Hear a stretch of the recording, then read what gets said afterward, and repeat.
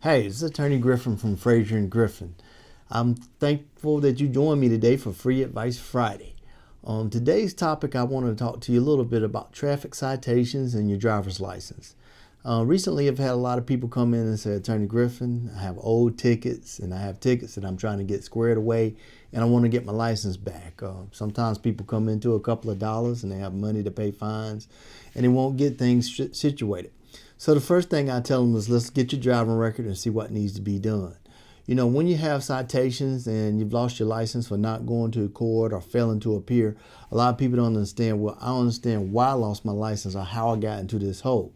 The most important thing you should know about your driver's license that if you get a ticket while you have that license, first, if you can, consult an attorney. We'll try to give you good advice about the ticket. But if you don't consult an attorney, always try to get to court for the ticket. Now, sometimes you'll get a ticket and it'll say no court appearance required. You can pay the ticket off without going to court.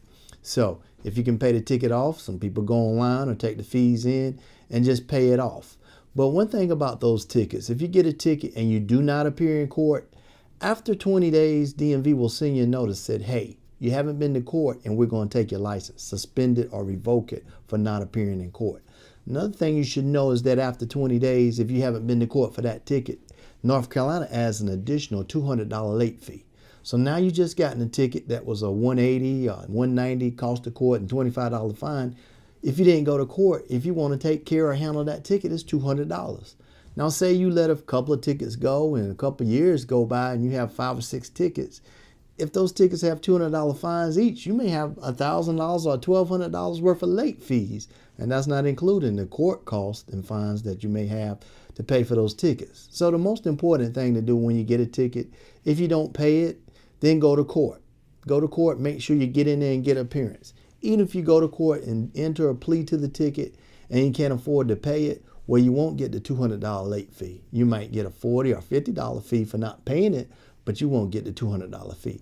So it's important to show up either by yourself or get a lawyer to go for you and handle those tickets. If you have them, give us a call.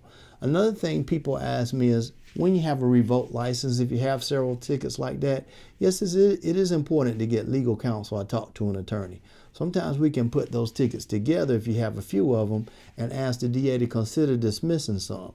So if you have 4 or 5 tickets that you needed to take care of, maybe we can get some of those dismissed. And that $200 late fee and $200 cost of court, which is $400 per ticket, we can get some of that waived and off of you and make the cost more reasonable. So those are things to think about. If you get stopped and you get a ticket, sometimes people are busy or frustrated and don't want to think about it, but make sure you get to court. Also, I want to let you know that if you get a ticket and you say, it says on the ticket, mandatory court appearance is required, that means it's normally a speed or an offense that if you plead guilty to it and pay it, it will take your license away.